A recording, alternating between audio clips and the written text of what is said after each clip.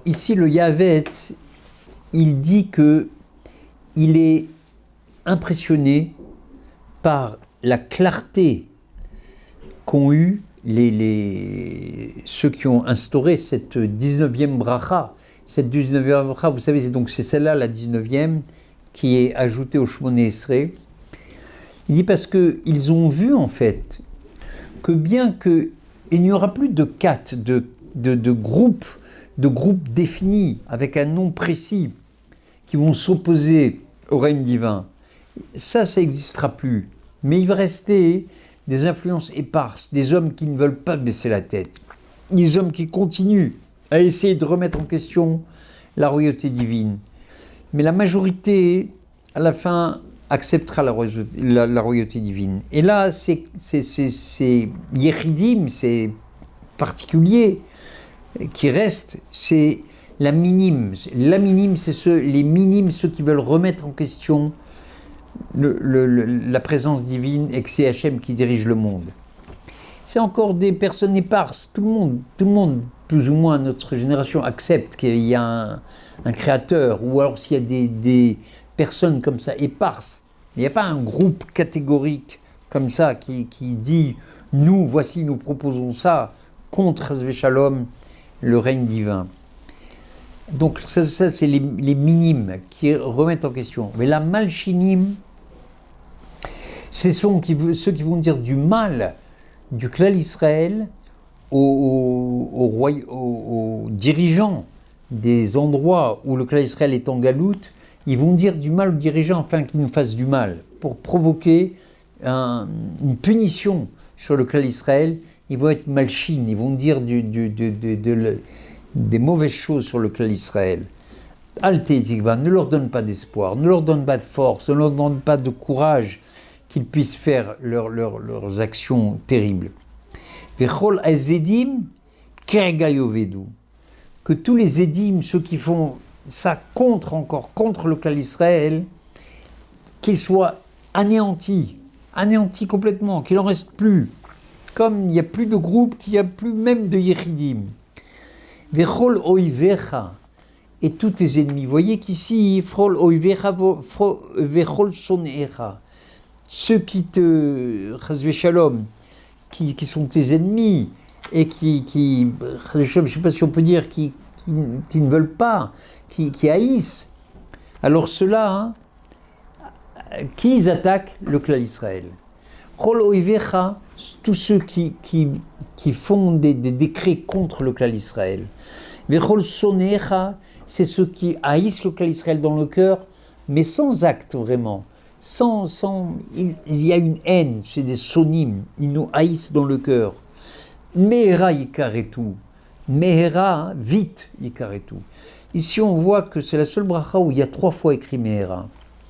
3 fois Mehera parce que ces gens qui restent, ils sont très très très dangereux. Très dangereux parce qu'ils peuvent ronger les socles, les faibles du Klal Israël.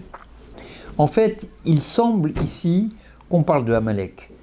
Ou Malchut Arisha'a, Mehera encore une fois, Mehera vite, Te'aker. Malchut Arisha'a, vous savez qu'il y a Amalek, on dit qu'il est Réchit Goïm. Amalek, c'est pas comme les autres ennemis du peuple Israël. Les autres ennemis du peuple Israël, ils nous s'opposent à nous dans la façon de révéler Hachem, ou dans la façon d'exprimer notre amour à Hachem, ou dans la façon qu'on a de vivre, ou de faire l'halakha, ou de ne pas faire l'halakha. Amalek, c'est le shoresh, c'est la tête. Amalek qui remettrait complètement en question le fait que dans ce monde, il y ait une direction divine qui influence la terre. Pour Amalek, il n'y a que la terre, il n'y a que ici, que ce monde, il n'y a rien d'autre. Alors c'est lui qu'il faut être les hackers. C'est dans la paracha de Zachor, on dit que que la présence divine dans le monde ne sera complète que lorsqu'on aura arraché, déraciné cette façon de voir le monde. Tant qu'il y a encore des gens qui proposent de voir le monde d'une façon différente, alors c'est impossible. Donc au début on a parlé des Yechidim, maintenant on parle Malchut Arisha. La Malchut, c'est s'il reste encore cette Malchut, cette façon, cette possibilité de penser qu'il n'y a pas de règne divin, alors ça, ta'aker, déracine complètement. Et encore une fois, Mehera, on a dit vite, parce que c'est dangereux, il s'attaque aux faibles et il réussit à les faire tomber. Comme on a vu à la sortie d'Égypte, il a attaqué les traînards, ceux qui étaient dans le Safek. Ou Tchaber, ou Tralem. Tchaber, ça veut dire casse leur force. Ou Tralem, ça veut dire mêler dans eux-mêmes, dans l'angoisse, dans le doute, qu'ils n'aient pas la force. Vous savez qu'un homme, quand il est dans l'angoisse, il peut pas faire du mal à l'autre. Lui-même, il est perturbé avec lui-même. Et donc c'est ça, ou Tralem, ou Tachniem. Tachniem, ça veut dire soumets-les maintenant, qui se soumettent à ta volonté, qui n'ait plus cette force d'essayer de combattre le peuple juif. Bimehera biamenu, ça fait-le tout de suite, Hachem, tout de suite. Baruch ata Hachem, shover oivim, ou machnia minim. Toi, Hachem, tu vas casser les oivim et tu vas soumettre les minimes. Ici, la ponctuation de la bracha, elle est faite avec un kamatz. Le kamatz, ça représente le keter. C'est la lumière la plus haute qui existe. Parce que pour lutter contre ces forces-là qui restent dans le monde, il n'y a qu'une possibilité, l'intervention d'Hachem direct.